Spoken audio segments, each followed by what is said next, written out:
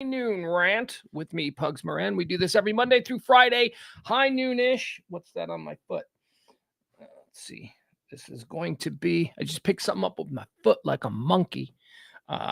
Okay, so on the carpeting, we have found, my son sits here. On the carpeting, what we have found is what appears to be a nugget of a flaming hot Cheeto that he just let fall to the floor and then didn't bother to pick up. Okay, welcome into the show. I am Pugs Moran. We do this every Monday through Friday at 12 p.m. Central Standard Time. It's the High Noon Rant. It's me. It's me ranting about everything going on in the world today. It's a stream of consciousness. It's 2 hours, no breaks, no commercials, no music, no news, no traffic. It's what radio would be like if you had a show that had no commercials or no song. That's what we're trying to do here. Talk radio the way it should be done, through a crazy middle-aged narcissist just spewing for 2 hours at a time every single day, Monday through Friday. What am I spewing, though? I mean, I'm not a madman. I'm not talking about, flibberty gibbets and, that kind of thing. I'm talking about the news. I'm talking about current events. If it's a hot topic, a headline, if it's something that's trending, if it's people buzzing about it this morning, I'm going to tell you about it because I wake up early and I go through all the newspapers and I create this list of all the things that are happening in the world today. And then I create this list. And then at 12 noon, here we are. I execute the list. I just go, here's what I learned today. And I go, boom, boom, boom, boom, boom, boom. Now, the goal here with this show is for you and me together to at least feel, as we venture forth into the world for the rest of the day, that we know a little bit about something. Nobody's going to come up to us out of the blue. Nobody's going to be like, hey, did you hear about? And then we got to sit and listen to them. Ugh, nothing worse than listening to like third-person news reports through the filter of some stranger who you don't even know. Like this person's like, could be crazy, but they're just like, hey, did you? So you listen to this show every day, the High Noon Report. You do that every day, and I'll make sure that never happens to you. That's my promise to you. Okay, we do the show in 4 quarters. Here's how it works. We break it down like a football game. First quarter, we go through a little segment I call Erstwhile on This Day. What that is history of this day. Other things previously on November the 28th, that kind of thing. Then we go to the second quarter. That's birthdays. People who have been born on this day, people who've lived a life. Do we like them? That's what we do. We pull these names out, people we know, and I go, all right, here's who's having a birthday. You know them from Do We Like Them? And that's kind of that. Third quarter is the deads. I like the deads. The deads are the people who died on this day. So remember, first quarter, history of the day. Second quarter, birthdays. Third quarter, deads, people who died on this day. These are the people who we really put under the microscope. We open up the books and we look at their life resume and we decide where'd they go, heaven or hell. That's it, heaven or hell for these folks. We have a couple of hard and fast rules. Politicians always go straight to hell. Lawyers, for the most part, always go straight to hell. Football coaches always go straight to hell. Except, we got this Mike McDaniel dude out there in the world of football coaches now who I don't think would necessarily go straight. He's such a different kind of football coach. Anyway, that's what the deads are. So that's quarter 1, quarter 2, and quarter 3. Quarter 4, that's the meat and potatoes. That's where we get into the big bulk of the day. That's the headlines, the hot topics, the current events. So if you're with me, let's get started. Oh, but we do have one more thing that we need to mention, and that is that this show exists going into its 3rd year now. Hell, we're in its 3rd year. We're like 2 years plus 4 or 5 months. 4 months, 3 months, 2 months. I don't know, 3 months. 2 years and 3 months, 24, 25, 26, 27 months of doing this show. This show survives on your gratuities. That's right. That's all we take. We just, we do the show because you people tip, because you tune in every day. You stream it every day. You hang out in the chat room. We appreciate that. Every day we ask you to tip the show. Big tipper of the day becomes the next day's executive producer of the show. It's a little something. It's just, I don't know. You got to do things. Wait a second. Do we have hold on a second. Sorry. We'll get started here in a minute. Hold on. I didn't update this. I thought I did. That should work. Boom. Yeah. All right. So we would like to thank, there we go, today's executive producer, Peter L. He dropped a little something in the tip jar yesterday. Peter's been executive producer before. He's one of the good ones. By that, I mean executive producer. I don't know anything about, just saying. He's one of the good ones.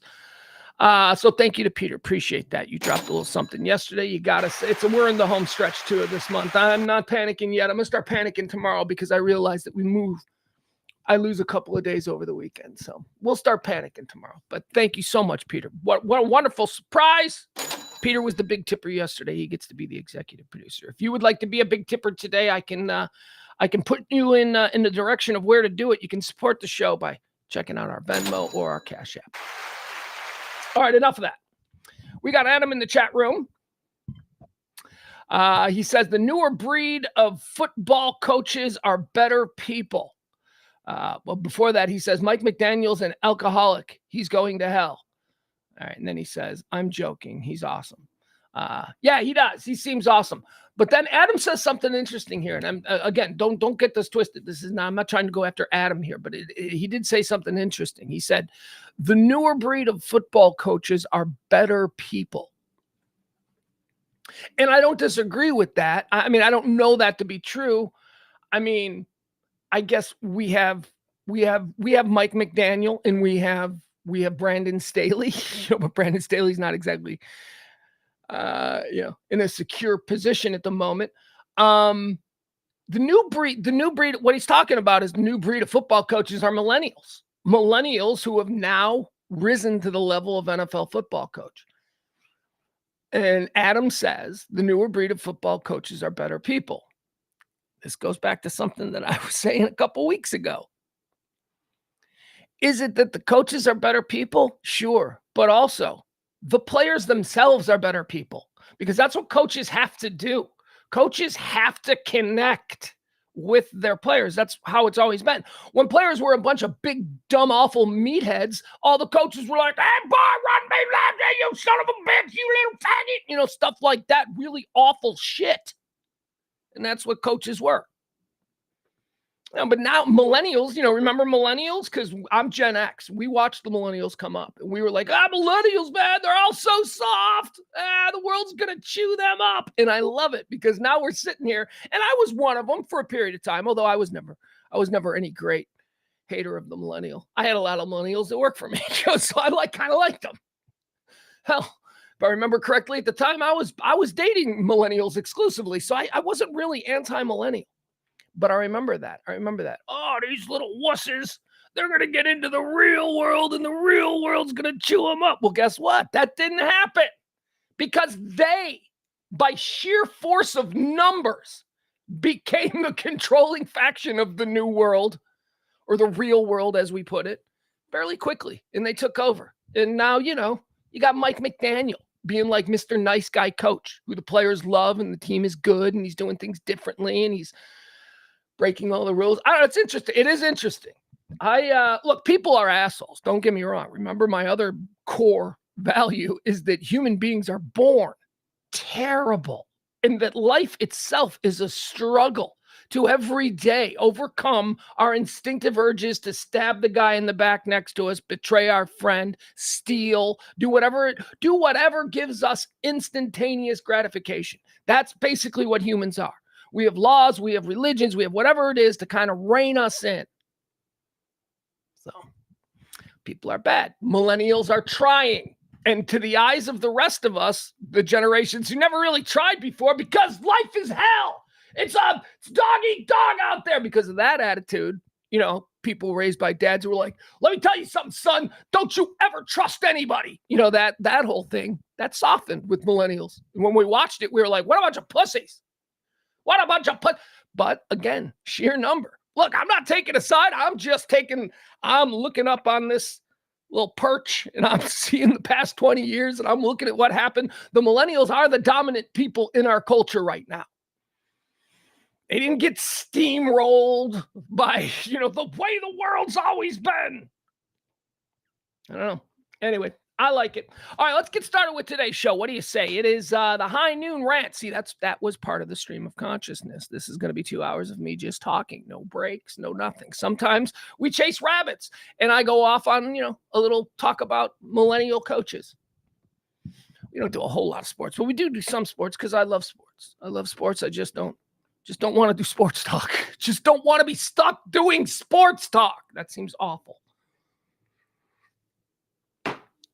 I mean, I'll do some, but all right, let's do it. It's the High Noon Rant with me, Pugs Moran. It is the 28th day of November, year of our Lord, 2023, November the 28th. This here very day is the 332nd day of the year. That means there's 33 more of these remaining until New Year's Eve. So get those New Year's Eve plans started. Let's start out quarter one, folks. Erstwhile on this day. This is where we take a look back at all of the things that have occurred on this day in history. Not all of them. Why? That would be madness. No, we just, we do the ones that I'm interested in, the ones that I think I can rant on for a couple of minutes. On this day, erstwhile in 1520. Oh, we're going way back. Wait, why are we going way back? Why did I put this one? I threw this together quickly this morning. I had a weird night last night. A good night. It was weird though. We don't need to go into it. On this day, erstwhile in 1520, after 38 days, an expedition under the command of Ferdinand Magellan completes the first passage through the Straits of Magellan. It was just, I think on this day, it was just called the Straits, but then he went through it and they went, hey, let's name it. You really, dude, let me tell you something. I've seen people navigate straits before.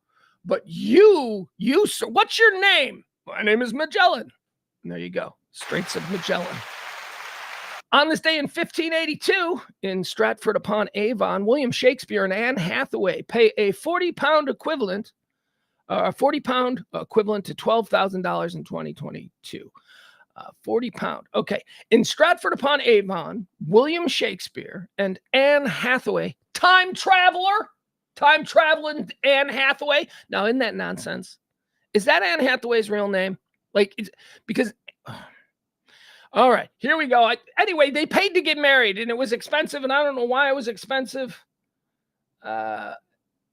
I don't know. It says here in Stratford-upon-Avon, William Shakespeare and Anne Hathaway pay 40 pounds, the equivalent of 12,000 pounds today, paid a 40-pound bond in lieu of posting wedding banns, B-A-N-N-S, wedding banns, B-A-N-N-S. I don't know what that is, which enables them to marry me. I don't care. I don't care about that, whatever. Who was Anne Hathaway? Did you know that was a person other than the tall bird-like actress that we have? She's bird-like.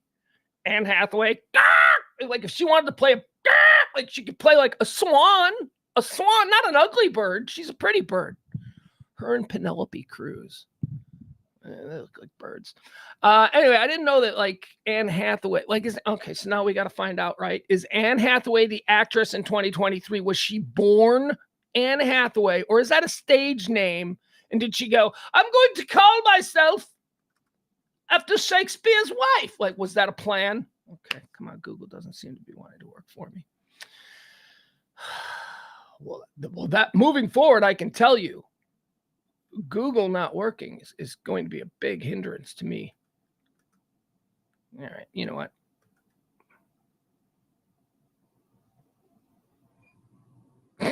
Hold on, guys. I apologize. I'm having some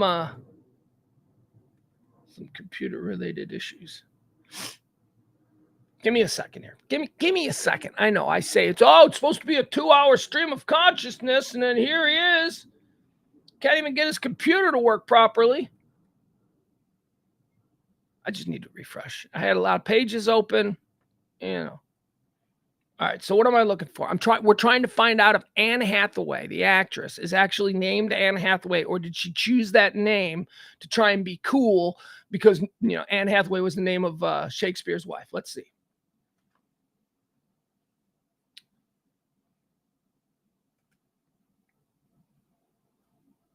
Okay. Anne Hathaway, actress. What do you think? You guys probably already looked it up. It's her real name. People are saying it's her real name. According to Britannica, Anne Hathaway, American actress known for her versatility, appearing in films that... Hold on. Well, I mean, okay, so there you go. My old partner Kelly used to have a theory that people born with certain names were destined to do something. So Anne Hathaway, a little girl, she was born Anne Hathaway. Look at this. Boy, she looks like a bird. Anne Jacqueline Hathaway is an American actress. No, wait a second. Born. Well, okay, there it says born. I don't know, man. I don't know. Hold on. Let's go to early life. What's her dad's name? Okay. In Brooklyn, New York, to her father, Gerald. Okay, all right, whatever. All right. Here's what she was. Apparently, Anne Hathaway, the actress, that is the same name as the woman Shakespeare was married to. Shakespeare was married to a woman named Anne Hathaway. So Anne Hathaway, the actress, it's just a coincidence that she was, she went on to become an actress. Just like Anne Hathaway. By the way, Shakespeare's wife, Anne Hathaway, was an actress. So there you have it. But I don't think that's the case. Here's what I think the case is. I think Anne Hathaway, from the moment she was born, she was acting veal. I think that her parents went, let's name her after the bird's great love, Anne Hathaway. Your name is already Hathaway, kind sir. It probably was really weird. They probably suck as people. They're like those East Coast. I don't know where she was born. I'm guessing like Connecticut. I did read quickly that her mom was a drama teacher. So there you have it. So, and that Anne Hathaway started acting when she was like 5 or something. So there you have it. So it's not just happenstance. It was done by design. The mom was like, let's name her after Shakespeare and make her an actress. And okay. Moving on. We didn't need to spend that much time on Shakespeare's nuptials, but I just got distracted by the fact that Anne Hathaway, I didn't know that he was married to a woman named Anne Hathaway. On this day, erstwhile in 1895, the first American automobile race takes place. All right, 1895, first car race. First time cars have ever been raced officially. Hey, you got to start here, and you're going to start there, and we're going to go, right? That was the first time. This happened in 1895, happened in Chicago. Now, this is interesting because I'm familiar with what this distance would be. The first car race ever took place between Chicago's Jackson Park, which is on the south side of the lake. So Jackson Park to Evanston, which Evanston is where Northwestern is. So that's the north side of Chicago and the lake. It says here it's 54 miles. Yeah, I don't know that that's 54 miles from Jackson Park to Evanston, but whatever. Well, maybe it was there and back. I could see that. There you go. There and back. Okay. Probably. So they made like a circuit. Makes sense. Because I was going to say that's more like 20 miles or something, but okay. So they went from Jackson Park to Evanston, the first ever car race, 54 miles. And it only took them 10 hours. 10 hours. Just flat out, nobody else going as fast as they can. It took them 10 hours to go 54 miles. It took them 10 hours to go from, I'll put it this way. It took them 10 hours to go for people from Chicago. It took them 10 hours to go from the Museum of Science and Industry to Northwestern University and then back to the Museum of Science and Industry. 10 hours. It wouldn't take you 10 hours during rush hour of a blizzard. It might not take you 10 hours to do that. That's funny. 1895. How fast were the cars going? Like, were there people like jogging next to the cars going, you're looking great. You're doing a fine job. 10 hours to go 54 miles. On this day in 1942 in Boston, Massachusetts, this is nuts. Listen to this story. On this day in 1942, Boston, Massachusetts, a fire at the Coconut Grove. Apparently, the Coconut Grove was a swinging joint back in 1942. It's a bunch of soldiers and dames. Everybody smoked. Sailors. It was like probably that whole thing. I don't even mean to make light of this because 492 people died when the place caught on fire. 1942, nobody thought about emergency exits. That wasn't a thing. 492 people die in a fire at a Boston, Massachusetts nightclub, the Coconut Grove, on this day. Woo. On this day in 1964, Vietnam War National Security Council members agreed to recommend that U.S. President Lyndon Baines Johnson adopt a plan for a 2-stage escalation of bombing in North Vietnam. Yeah, needed Kennedy out of the way for all this stuff. Johnson was a little bit more agreeable. All right, that's going to do it. And nothing else. It's not really a great day in history. All right, let's move forward now. Quarter 2. Let's go. That was quarter 1. That was erstwhile on this day. Quarter 2. They say it's their birthday. All right, they say. I don't know. I haven't done the legwork on it, but according to these lists, these people are born on this day. Born on this day in 1929, Berry Gordy, American songwriter, producer. He's the founder of Motown. Can I riff on Berry? I don't know. Why he's important, right? Berry Gordy. This light isn't. I don't like that light. Hold on. get me a little bit of color. There we go. Just get a little nicer color. Barry, all right, there you go. That's enough said. Berry Gordy, born on this day in 1929. Motown's pretty great. Trying to think if I know anything cool about Berry Gordy. And his son Berry Gordy Jr. His son Berry. All right, here's what I know about Berry. Okay, all right, you want something? Berry Gordy Jr.'s son wanted to be famous. He wanted to be. His dad was in the music business. Dad made a lot of people famous. So, Daddy, make me famous. And so he made an album, Berry Gordy Jr. And of course, he was signed to Motown, sight unseen, all of that kind of stuff, signed to his dad's label. And he put out this song. They changed his name because he didn't want people to think that he was getting special treatment or anything, right? I changed my name because I didn't want people to treat me special. No. You changed your name after your daddy signed you to a... What are you talking about? You changed your name so people wouldn't go, your daddy just... Ugh. He changed his name to Rockwell, and they put out a single, and they pushed it hard. And they even... This unknown singer-songwriter who just had this one hit, this one song named Rockwell. He even got Michael Jackson to sing backup on his single. It was what Somebody's Watching Me, right? Wasn't that it? I always feel like somebody's watching me. Right? That was Michael Jackson's part. And then Rockwell was like, he talked kind of weird, right? He didn't even sing. But then Michael sang the chorus. And I don't know. Anyway, that's what I know about Berry Gordy. He fast-tracked his son, and then everybody was like, hey, that's your son. And then they never had another single. But there you go. You can never take Somebody's Watching Me away from Rockwell. He had that 6 months in 1982 or whenever it was. Born on this day in 1936. How about Gary Hart? Gary Hart ran for president. Probably could have won. Was very popular. Then some chick took a picture on his lap on a boat, and everybody went, what's going on there? And because, Monkey Business. Wasn't that the name of the yacht? The name of the yacht where Gary Hart is leading in all the polls. Oh my God, he's got to be the next president of the United States. And then, all of a sudden there's a picture on the front page of the New York Times of Gary Hart on a boat with a chick sitting on his lap. And it said right there, Monkey Business. Like on the boat. Yeah, Gary Hart getting into some monkey business. Born on this day in 1943. Randy Newman. No stranger to monkey business. Randy Newman, I like Randy Newman, right? I mean, I think I first knew who Randy Newman was because of Short People. Like when I was like 5 or 6 years old. I don't know, maybe older than that, a little older. Probably under 10 though. Short People became a big hit. You remember that song? Short People Got No Reason. I mean, it is just an awful song. I mean, it really is kind of... It's crazy. It's by today's standards. It's like, you can't say that about people who are... What do you do?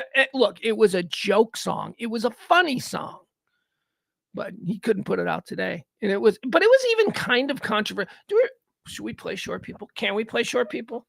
Like, is that something we can do? I don't care, right? We're if this show's gonna make anyway, it's got to be on your tips anyway. So what do we care? All right, let me see. Let's listen to Short People on Randy Newman's birthday. All right. Let's see here. Short People.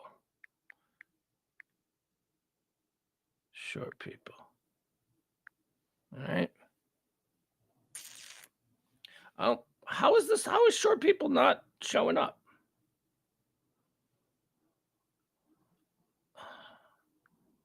There we go. All right, come on, Spotify.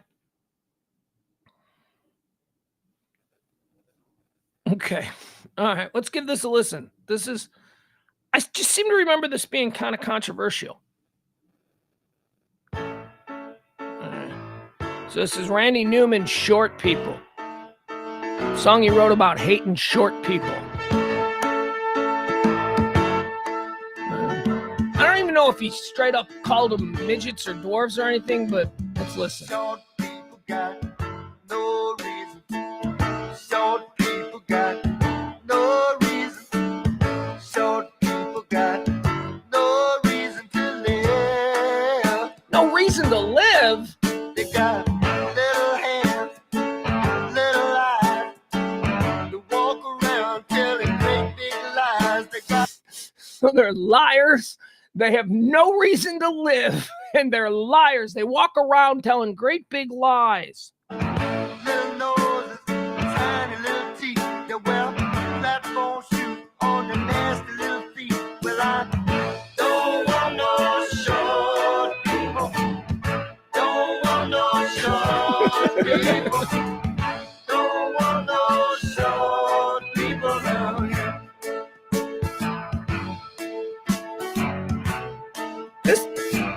This was a big hit song. And it was controversial now that I remember it. I remember my grandpa hated this song. I remember this song came on the radio and my grandpa was like, well, that's the goddamn most asinine thing I've ever heard.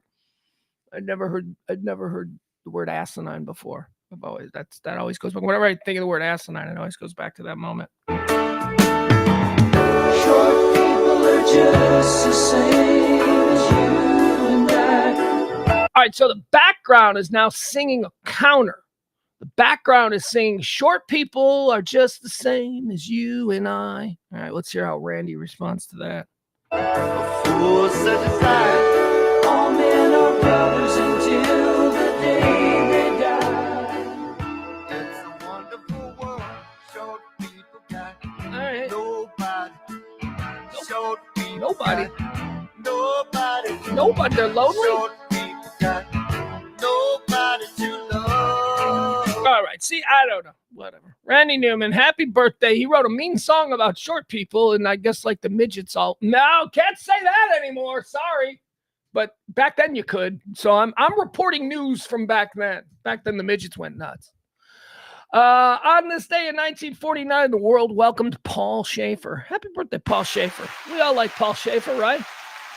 David Letterman's little right-hand guy. I remember Paul Schaefer before that. Well, of course, Paul Schaefer was always on Saturday Night Live. Remember Nick the Lounge Singer? Bill Murray's his lounge singer character. That was always Paul Schaefer on the piano. Paul Schaefer was his musical guy. But I also remember Paul Schaefer. He was an actor. Paul Schaefer came out of this incredible environment of just wildly influential talent that was going on in Toronto, Canada in the mid 70s. I mean, everybody from Saturday Night Live was coming out of there, but also people from all other, walks of life and comedy, going into movies. It was just a really, really crazy scene that, I mean, everybody from John Candy to, Dan Aykroyd, and they were all Martin Short, anyway, Paul Schaefer was in that. It was actually a Toronto production of the play or the musical Godspell. I don't know if you guys ever want to look that up. You guys ever want to look up Godspell Toronto, like 70s? Just Google that and look at the cast. It's like everybody that was in this little Toronto cast of this play, everybody is like, wow. Anyway, that's all I got on Paul Schaefer. I like him. I think we all like him, right? He seems nice. Born on this day in 1949. Born on this day in 1950. How about Ed Harris? Oh, Ed Harris is a cool actor, man. Ed Harris is just like cool in everything. He's got Gene Hackman energy. Gene Hackman's like that too. Gene Hackman's just like, slightly put upon, might yell at you at any minute. They got that vibe, but probably isn't going to yell at you, but just giving you the energy that that he could go off at any minute. That's kind of that simmering Ed Harris thing. Gene Hackman's got that too. Maybe grumpy, maybe not. I don't know. Happy birthday, Ed Harris. Love you. Born on this day in 1950. Born on this day in 1962, Matt Cameron. Matt Cameron was born on this day. Matt Cameron. Come on, rockers. Come on, Gen Xers. Matt Cameron was... Matt Cameron was, of course, Soundgarden. He was a drummer in Soundgarden. If you're a Soundgarden fan, you're like, Cameron's like bottom, man. I mean, Cameron was a pretty big among drummers anyway, I remember.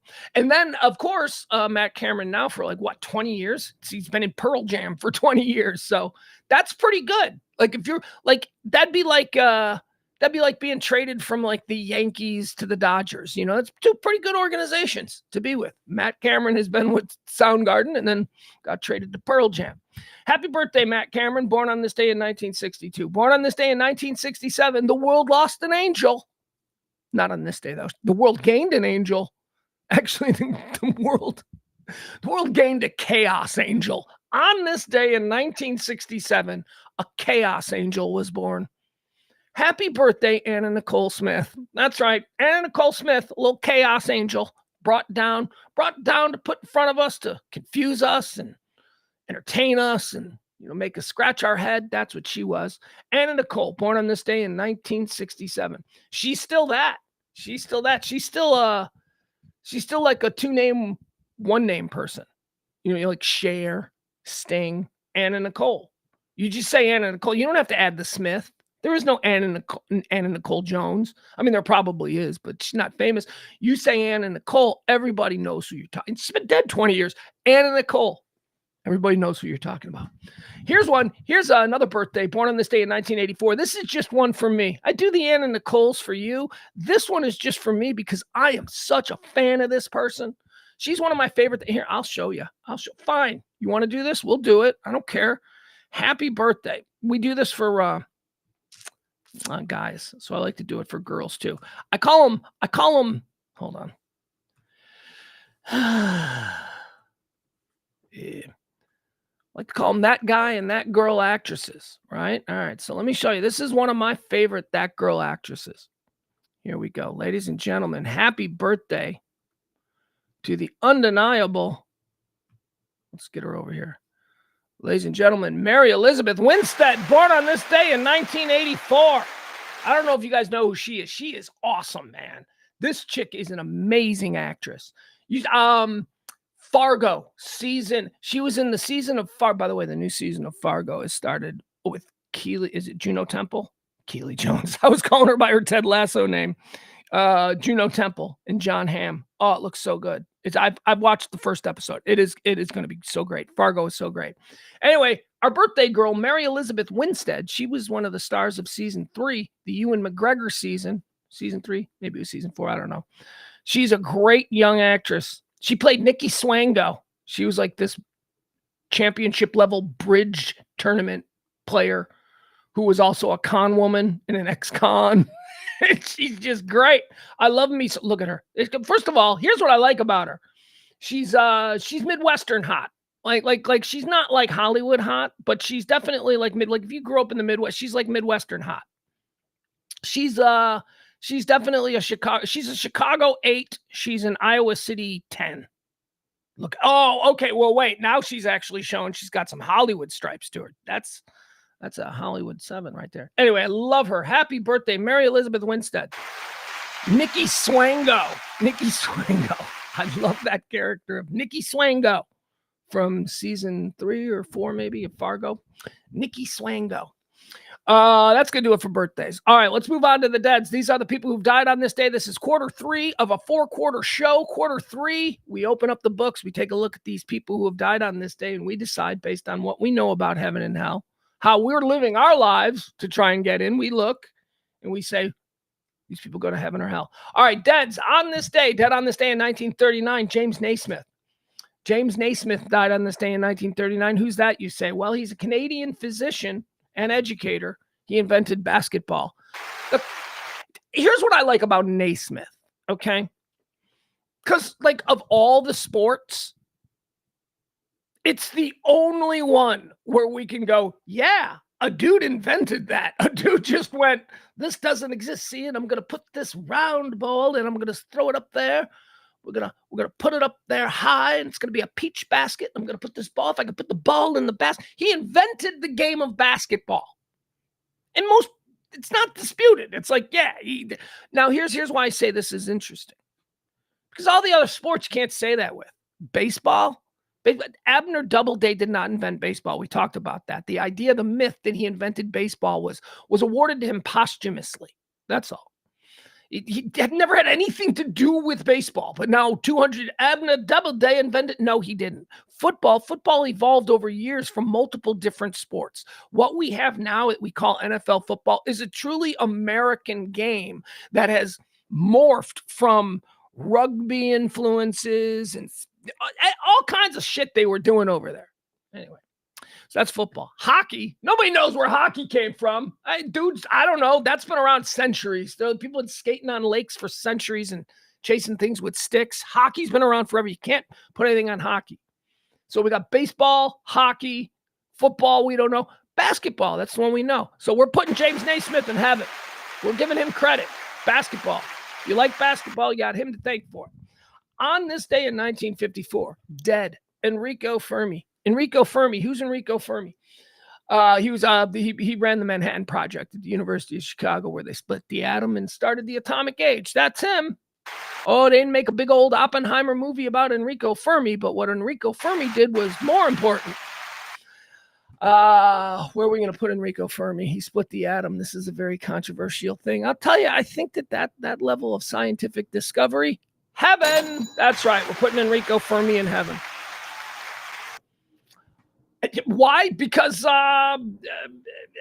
this next guy we can't put in heaven, and the next guy we can't put in heaven. The next two guys are not going to heaven. We're going to put them both in hell. This next guy died in 1994. Jeffrey Dahmer. I think we have a seat for you reserved by the fireplace. Jeffrey Dahmer died on this day in 1994. Right. I mean, there's nothing. He's going to hell. The dude ate people. The dude ate gay people. That's got to be like hate cannibalism. Like, is that worse? Hate cannibalism is worse than cannibalism. See how absurd these labels are. Hey, yeah, let's go. Hey, was Jeffrey Dahmer charged with hate crimes? Or maybe they didn't exist back then? All right, dead on this day in 1994. Here's another one that we're going to preemptively put in hell, because this guy just sucks. Jerry Rubin. Jerry Rubin died on this day in 1994. Jerry Rubin and Abby Hoffman were the two co-founders of the Youth International Party. The Youth International Party, known as the Yippies. Okay, so back in the hippie movements, they became really famous because of the 1968 Democratic National Convention riots in Chicago, where they were put on trial as a part of the Chicago 7. Chicago 7 included the Yippies, who was Jerry Rubin and Abby Hoffman, who were put on trial. Tom Hayden, he was a more uptight student group. More, the Yippies were scary. They had long hair and beards, whereas Hayden was more, you wore suits and ties and stuff. Then there was David Dellinger, who was another anti-war group leader. They were all put on trial. They all seem, I mean, whether you agree or disagree with their points of view, they all seemed to be genuinely committed to what it was that they were putting themselves up for. Not Jerry Rubin. Jerry Rubin was not that. Jerry Rubin was just a party boy. Jerry Rubin was a charismatic party boy that people liked. He liked doing drugs. He liked having free sex. He liked when Time Magazine talked about him, because after all, he was just a college student. You know, he wasn't. Abby Hoffman, his partner, Abby Hoffman was legit and possibly wildly insane. Jerry Rubin wasn't. Jerry Rubin was a poser, a big time. Case in point, Jerry Rubin, the guy who formed Yippies, Youth International Party, Jerry Rubin, 5 years after, 1975, got his stockbroker's license and became a Wall Street trader. So, yeah, get out of here. You're going. Yeah, that's right, Jerry Rubin. You big poser. We found you out. Anyway, Abby Hoffman was legitimately nuts, though. Abby Hoffman was nuts. Tom Hayden wasn't nuts. Tom Hayden, you know, he's a liberal politician. He's been a liberal politician for 60 years, but he wasn't nuts. He was at least, willing to work within the system and all that. Not Hoffman. Abby Hoffman was crazy. Dead on this day in 2010. This one kind of sucks. I remember when this one hit hard. This one was like, sometimes people die and they are so firmly entrenched in your heart, in your soul, in your fiber, in your bloodstream, whatever it is you want to call it. They die and they're so firmly entrenched in there because of things they've done, things that have brought you great joy, made you laugh, made you smile, whatever. This guy never made you cry. This guy was not going to make you cry. This guy made me laugh a lot. Dead on this day in 2010, the great and irreplaceable Leslie Nielsen. Leslie Nielsen's going to heaven. That dude. Nice beaver. How many lines has, I mean, real, like, it's awesome. I always think Austin Powers, like when people like break into a really bad impression and you're like, and they break into the impressions because there's so many recognizable one-liners. Austin Powers was always like that. Like, this, and I'm like, oh God, please don't do that. Bill and Ted, yeah, right. They all did that. Leslie Nielsen, man. Leslie Nielsen has more one-liners.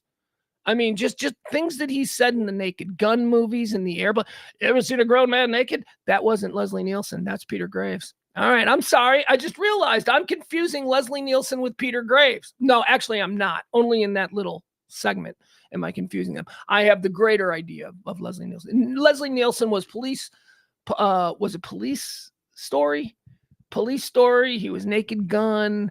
He was a dramatic actor. Actually, Leslie Nielsen was a dramatic actor long before he turned comedy. And he wasn't wildly successful. He was probably a C or a D-list actor who was doing TV jobs, one-off episode hits. People recognized him because he'd been doing it for a while. And then at some point in like the 80s, he decided to play against the whole serious Leslie Nielsen and just be absurdly funny as serious deadpan Leslie Nielsen. Oh God, he was great. Leslie Nielsen, we're putting him in heaven. Come on, we like him, right? He's the best. Do you like movies about gladiators? Byron, I think that's Peter Graves. Right? That's not Leslie Nielsen. Really picture that scene. The pilot, like I always thought the pilot in Airplane, like, well, until I just really thought about it. I always thought the pilot in Airplane was Leslie Nielsen. But I think it's Peter Graves. Yeah, he did. He had a fart machine. He did. That was Byron says, dude walked around with a fart machine until the day he died. That was his big thing. Leslie Nielsen would go on a talk show and he'd be in the middle of a conversation and all of a sudden, because he had a little fart machine thing in his hand. It was, but it was funny because he was an old man, and old men doing fart jokes is nice. Yeah, he knows. Byron knows it was Peter Graves. I'm the one that didn't. Okay, that's going to do it. That's quarter three. 3 quarters are in the books for today's show. We've gone through the erstwhile on this day. We've gone through the birthdays. We've gone through the dads, and now it's time for fourth quarter. Tip the show if you can. That would be greatly appreciated. This show runs on your gratuities. Thank you so much to Peter. Peter is today's executive producer. Peter was the big tipper of yesterday. Who will be tomorrow's executive producer? I just don't know. Let's get started. Israel. All right, so that's what we're gonna start with. Yeah, I know, Hugh. I saw the Zig Ziglar thing. I didn't mention it. I don't want to get into the whole Zig Ziglar thing. Okay. Remember, I cherry pick these ones based on, and I avoid things that like I don't want to say about people. So, but yeah, I know Zig Ziglar died on this day.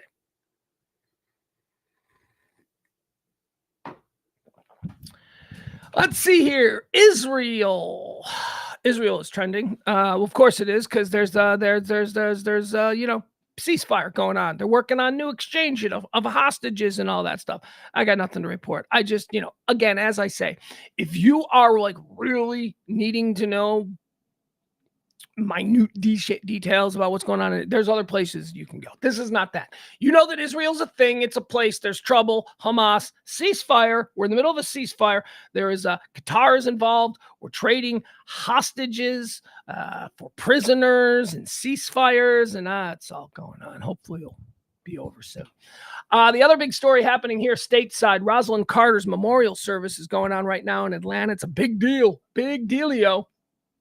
Which it should be. That's, this is, look, they seem like nice people. There's no problem with, being sad and being respectful of Rosalind Carter. Rosalind Carter wasn't never did anything controversial. In fact, all the stuff that she did was just seemed like really nice things. And then her husband, oh God, they're going to wheel out Jimmy. Is he confined to like a hefty bag at this point? Is he just like a head in a hefty bag because he's all gone liquid, from the neck down. Geez, he can't speak either. Poor Jimmy, he can't speak. They said he can't. I mean, like, not that he can't speak because he's sad. Can't speak. Like, that's how close Jimmy Carter is. So we're on Jimmy Carter death watch now. That's the thing, right? These couples that are married for all these years, it's like one goes and then like you got to get on death watch for the other one because the other one now has no reason to live. Rosalind Carter tribute service begins. Let's see here. U.S. presidents and other leaders gathered in Atlanta Tuesday afternoon to bid farewell to Rosalind Carter at a church tribute service that's among several ceremonies planned through Wednesday in honor of the former First Lady. The motorcade carrying her casket departed Tuesday morning from the Jimmy Carter Presidential Library and Museum, where she laid in repose Monday evening. The invite-only service will be exactly what she envisioned, her grandson Jason Carter told CNN, adding that she designed the program herself. Man, I suppose that's a luxury of being super old. You can start thinking about, you can like produce your own funeral. Let's see here. Who's going to be here? Former President Jimmy Carter, who is 99 and receiving hospice care at home, also is there. He is very physically diminished and plans to stay throughout, but won't deliver any remarks, his grandson said. He really can't do that physically, grandson Jason Carter shared. I would say that he is coming to the end of his life, and so the family has no expectations for how long he will be able to stay. Man, so we're close. Like, even the family is like, yeah, I know we're putting grandma in the ground today, but grandpa will probably be doing the meet back here same time next week. Let's see. All right, so let me see who's going to be there. There's a lot of all four of the Carter's children: John William, Jack Carter, James Earl Chip Carter, Daniel Jeffrey Jeff Carter, and Amy Lynn. Remember Amy? Amy was the little one. She was the little one that came and grew up in the White House. Well, grew up 4 years. Amy Lynn Carter. They were all scheduled to attend the tribute service, and all 11 of their living grandchildren. Rosalind Carter, who spent most of her life. Okay, show me. I want to know who the dignitaries are.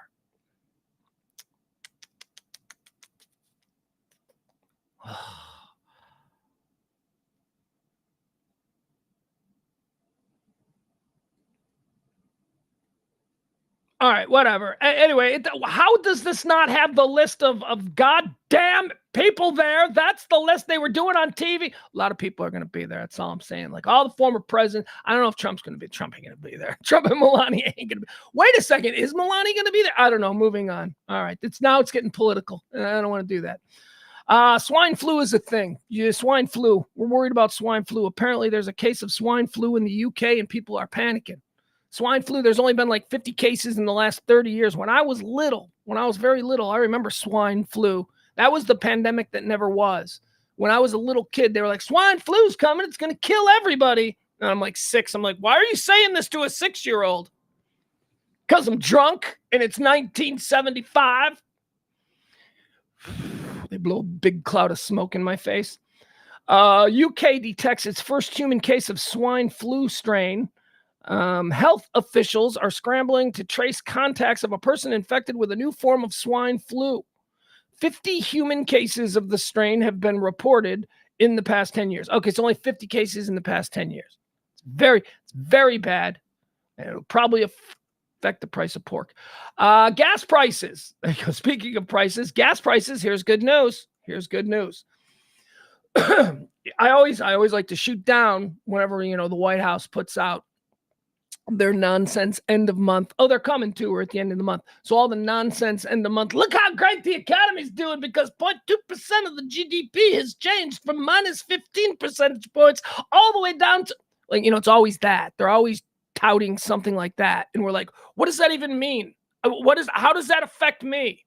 And I always say, hey, dollar store raised their prices 25 cents. That's how the working man knows that inflation is out of control. Dollar Tree used to be $1. Then about a year ago, we're going up 25 cents.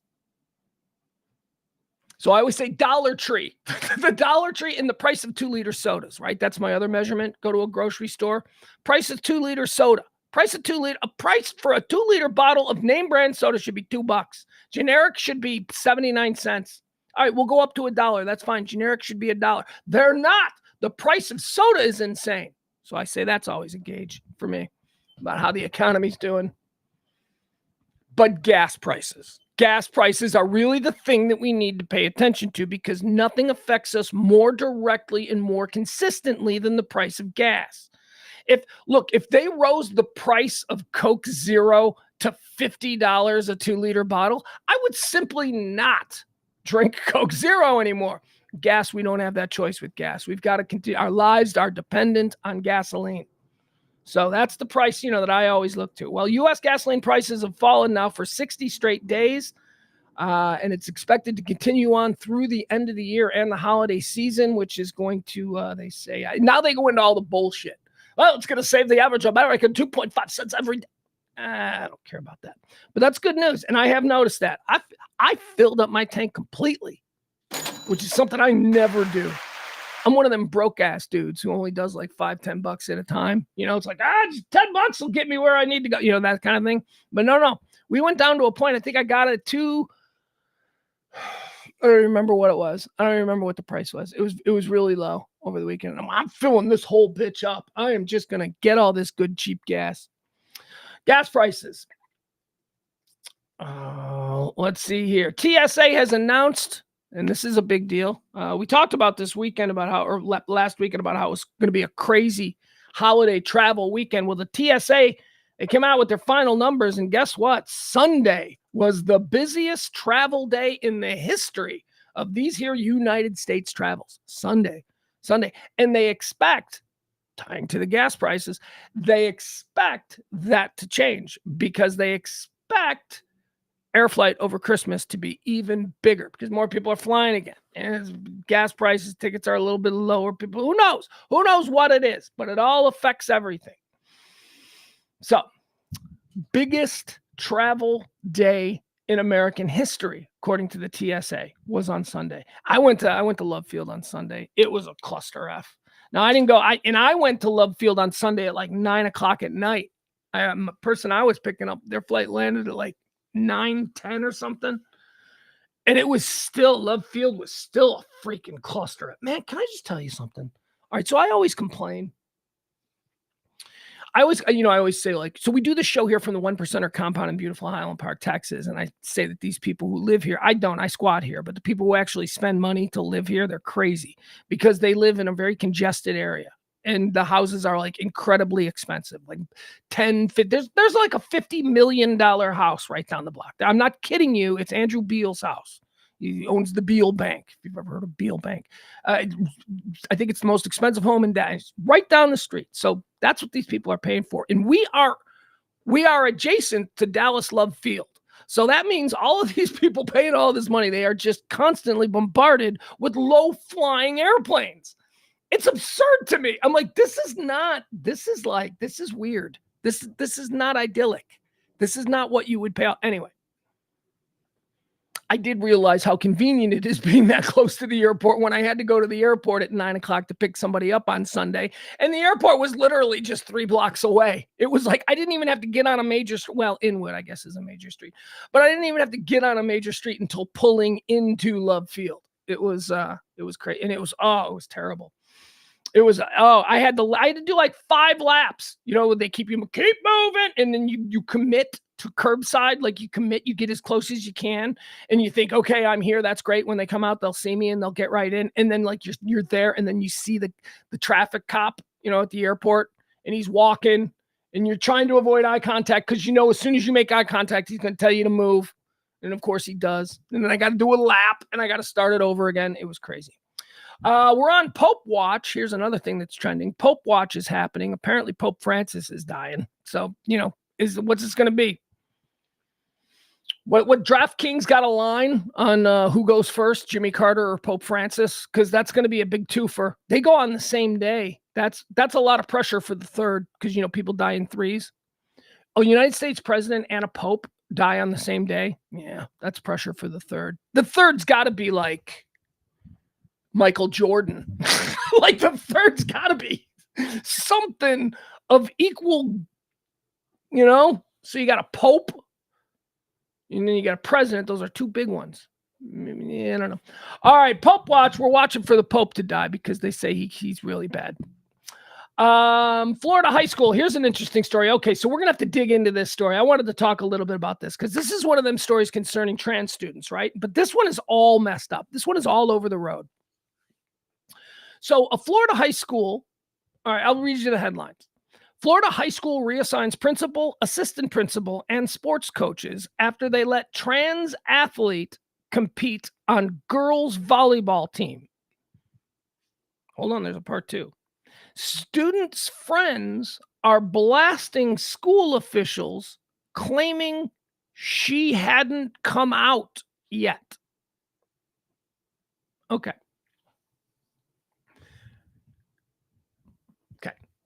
So you've got a trans student. You've got a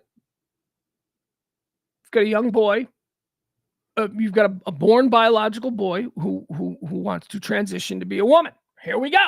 He's a girl, and he's been living as a girl. He goes to high school. Because high school, I remember living as a girl. Joins the volleyball team. Starts playing on the volleyball team, the girls' volleyball team. Somebody else, and they believe that this came from another school, somebody else says, hey, they've got a trans person, they've got a boy living as a girl. This is the perspective of the person who raised the complaint.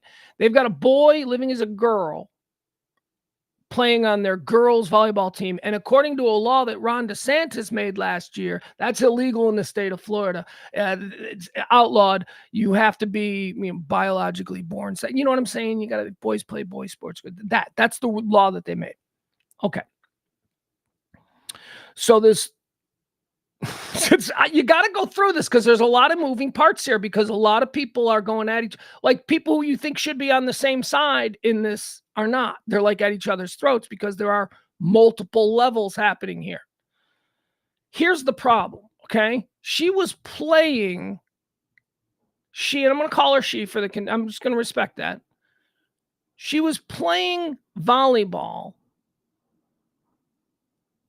on the girls' team. That's illegal in Florida because she knows she was born with a penis and probably still has one. So she was playing volleyball on the girls' team. Another school found out, said that's illegal, and immediately the school board fired the principal of the school, the vice principal of the school, and the coach. Now, here's why this is interesting. Because what's being said now is that nobody knew that she was a boy. Everybody thought she was a girl. And that's why her friends are now all saying, hey, she hadn't come out as trans. And my head is about to explode because I hadn't considered this option. Because we don't, somebody walking down the street, we don't know what they got in their pants, if it's a penis or a vagina. We have no idea. But what I do know is that we are in an era where sometimes you can't tell. It's harder than ever. So these kids at this school knew because they were their friend, right, who is transitioning. Without telling anybody, they joined the girls' volleyball team. And now the principal has been reassigned for breaking Florida law for allowing a trans kid. And he's saying, I didn't know she was trans, man. She looks like a girl. Like that's, so isn't that weird? Isn't that like a whole new wrinkle? Ron DeSantis signed a bill barring transgender females on girls' teams in 2021. Officials at Monarch High School have been reassigned over possibly breaking this law. All right, we're going to give you a quick little story here. A Florida high school principal and 3 other officials have been reassigned after letting a trans girl play on a girls' volleyball team, despite it being against state law. See, here's the problem, and this is what they're saying. They've been reassigned after letting a trans girl play on a girls' volleyball team. The principal is saying, I didn't let anything happen. I didn't know she was a dude. I didn't even know the law was being broken. What you got to check? What was this guy supposed to do? Go, barge into the women's volleyball locker room and say, all right, everybody, drop your pants. Oh, he can't do that. Could you imagine? Could you imagine that? Like now we're going to have teachers and principals accosting students going, are you a boy or a girl? I got to know. He probably just... Principal James Cecil, Assistant Principal Kenneth May, Athletic Director Dion Hester, and volleyball coach Jessica Norton were all shuffled away from teaching roles. Okay. I don't know. Principal James Cecil would have known. Because, again, remember, the trans girl's friends are angry because she was outed. Nobody knew that she was a trans girl. So that's what the friends are all upset about. So I don't know how, if nobody knew, I don't know how the principal was supposed to know that one of his random students was secretly, not what gender they appeared to be. And I certainly don't know that the assistant principal would have known that either. The athletic director, okay, now it's different. Athletic director, I don't know. But the volleyball coach knew. The coach, this Jessica Norton, she's the one that has to have known. She has to have known that this was actually, but they're in the locker room. And the others, apparently the girls on the team knew. And they were okay with it because it made them good. Because boys are better athletes in high school than girls are. They're more physically developed. They're stronger. They're bigger. They're faster. They're more powerful. This is a weird story because it's also illegal. Like they got that crazy law down there, which I don't think it's crazy. I think we could probably have a more compassionate version of it, but I don't know. Florida high school principal and 3 others have been. Bosses at Monarch High School on Pompano Beach had raised allegations of improper student participation in sports. It comes after Ron DeSantis signed a bill barring transgender females from playing on public teams intended for student athletes born as girls. Although we cannot comment further, we will continue to follow the state law and will take appropriate action based on the outcome of the investigation, Broward County School District spokesman John Sullivan said. A family friend of the trans athlete. Okay, here we go. A family friend of the trans athlete told CBS Miami the student hadn't yet come out as transgender. Okay. I don't even know how to process that. So the student who we all know is a boy who is now living as a girl. No, but do we know he's a boy? Well, if you knew him at 5, yeah. Oh, what happened to your little boy? Why do you have a daughter now? So there are people in the neighborhood that know. Okay, right? So boy living as a girl, which is fine, enters high school as a girl. Was she registered as a girl? Like, because now we got the parents involved. The kid doesn't register themselves for high school. That's a parent's thing. Or maybe, I don't know, maybe registered as a boy, but walking around as a girl. So who the hell checks that? Right? Right? Like, the girl goes out for volleyball. Do you know that officially on the computer she's registered as a boy? I don't know, man. I don't know. But anyway, a family friend of the trans athlete told CBS Miami this out with officials saying they've mishandled the student's privacy. It's horrendous, first, on just a human level, that the school would out somebody on an issue like this that's obviously incredibly sensitive. It is incredibly sensitive to the individual. I feel for the person going through this. I've always felt that way. But in this particular issue, see, I recognize that there are other people who are being affected by this. Like like female athletes who are trying to get college scholarships, who are trying to win things, who are trying to build, I just think it's unfair. I just think I'm all for people being trans. That's fine. I don't have a problem with that. I don't think they should. I think women need to be protected. I do. I'm sorry. Look at me, white knight guy. Women's sports in America need to be protected because it's always the first thing that we fucking go after. Always. We had Title IX for a reason, because whenever a school needed something, they took from girls' sports.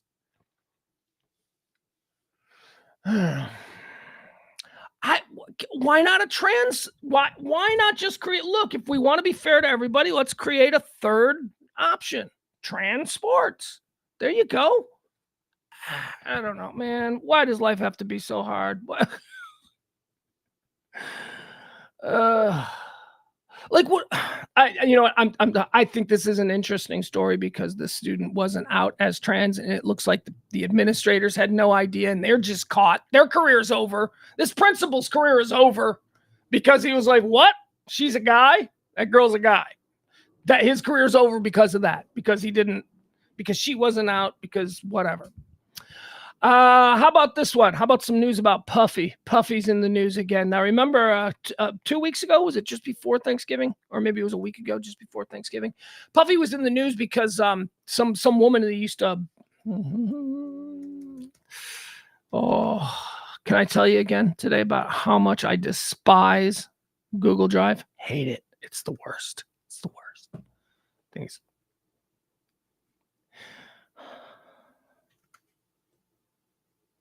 I'm simmering with anger at my Google Drive. So if you remember last week before Thanksgiving, Sean Combs, New York had that expiring file a sex assault charge thing. Remember they had a law. You have 1 year to file. If somebody assaulted you in the past 100 years, you got 1 year to file. And that expired last week. And a whole bunch of people got sexual assault charges filed at them. Why not? I mean, let's see who's going to settle. Sean P. Diddy, Puffy, Puff Daddy Combs was one of the biggest names. And not only was he one of the biggest names, but his charges were the most brutal. They were the ones that seemed the most outrageous. And everybody talked about it for about 48 hours. Did you hear about Puffy? Puffy's a rapist. Oh, did you hear about Puffy? Oh my God, he held her down. He burned her. You know, all of these terrible things were coming out. And then we dip into the weekend and Monday comes and nobody's talking about the Puffy thing. That's because Puffy settled like the very next day. He wrote her a check. Cassandra or whatever, she shut her mouth. She filed at the deadline. She rolled the dice and she got a very big paycheck because that was some really bad shit that was coming out. Sean P. Diddy Combs has now, today, he has stepped aside as chairman of Revolt amid new sexual assault lawsuits. So now other people are coming forward. Why? Because he has shown that he pays. Excuse me, I got a tickle in my throat. In the wake of 3 lawsuits alleging sexual assault, Sean Diddy Combs has temporarily stepped aside as chairman of Revolt, the music-oriented television network he co-founded in 2013. A statement posted to Revolt's Instagram. I don't fucking care what Revolt says about him leaving. Earlier this month, R&B singer Cassie accused Combs of raping and beating her over the course of a decade. Cassie, whose real name is Cassandra Ventura, previously recorded for Combs' Bad Boy record label. Just 1 day after the suit was filed, Ventura and Combs reached a settlement. And then word hit the street. P. Diddy settles. I have decided to resolve this matter. Oh, who is this? Oh, this is her. This is what Cassandra said. Remember after being raped and beaten and all that stuff? Remember the details? The details were nasty. The details were terrible. Not a good look for P. Diddy. Oh, my God, what this poor woman went through. We all felt bad. Victim and all that. Trauma. How's she ever gonna? Well, here's what she has to say now. I've decided to resolve this matter amicably on terms that I have some level of control over, sister. Okay. He wrote you a fucking check and you caved and you went. So now we don't even know whether or not all this shit was real or not. Cassandra Ventura previously recorded for Bad Boy. She says, I have decided to resolve this matter amicably on terms that I have some level of control. I want to thank my family, my fans. You have no fans. I want to thank my family, my fans, and lawyers for their unwavering support, but mostly the lawyers, Ventura said in a statement. Combs added, we have decided to resolve this matter amicably. I wish Cassie and her family all the best. Well, isn't this just the happiest resolution to a decade-long raping? I've never heard of such a thing. Isn't this wonderful? Oh, my goodness. After a decade of her being brutalized and raped and terrorized and all of these awful things, burned with cigarettes, After all of this, isn't it nice that they can part friends with Sean Combs saying, "We've decided to resolve this matter amicably. I wish Cassie and her family all the best." Combs maintains his innocence, as his attorney Ben Braffman said. We're hold on.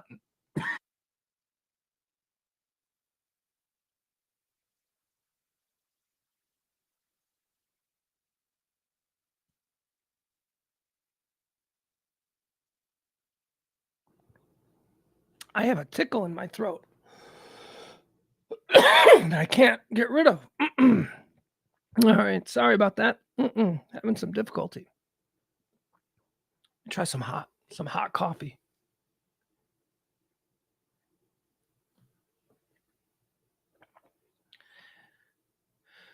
See, it's right there. I don't think it's like a hair. It feels like there's a hair in my throat. Oh, I did something. Oh, and I just swallowed it. Why would I do that?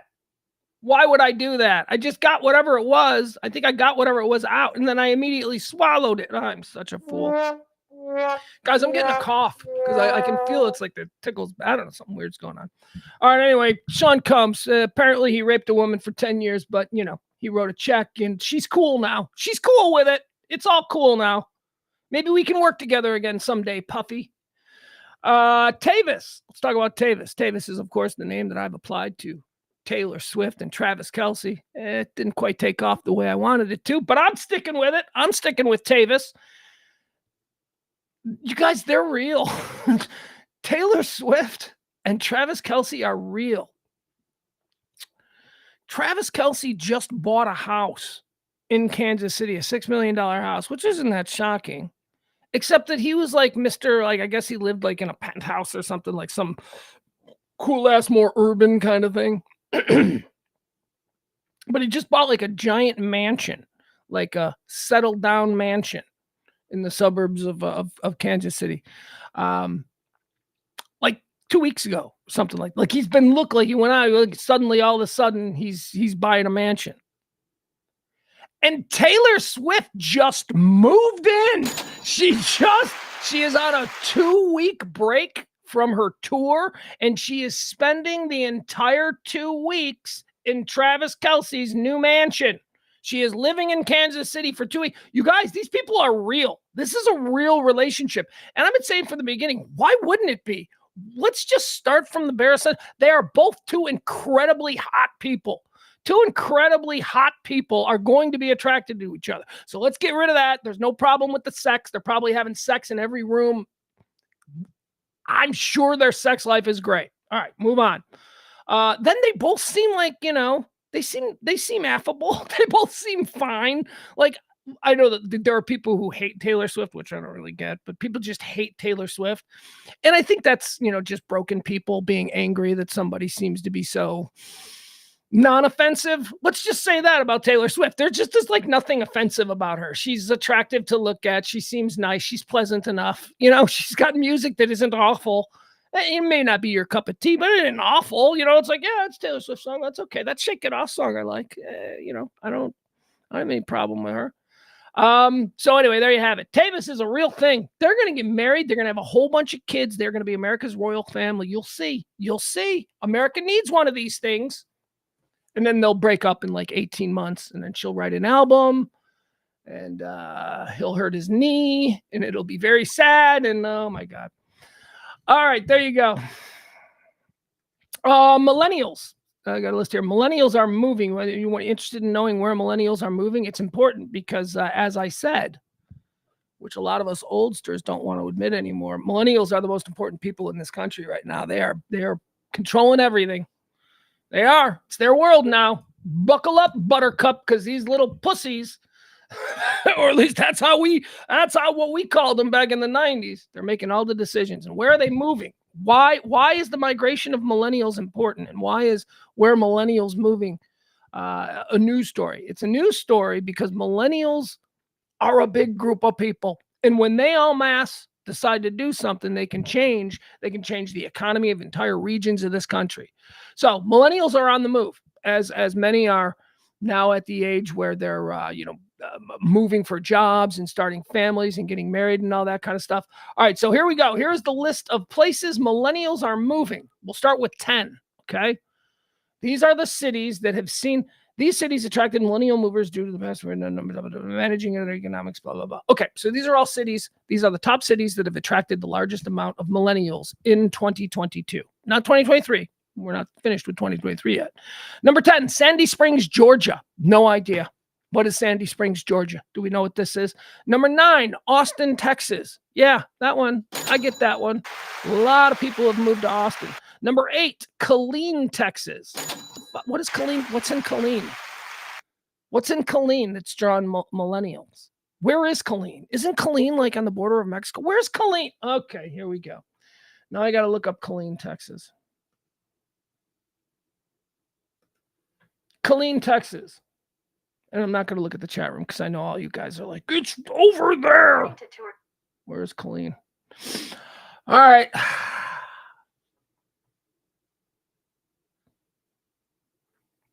I mean, I certainly don't consider myself an expert Texan, but I have lived here long enough where I do know like the major cities or the recognizable cities. I like to think I know where in the region they are.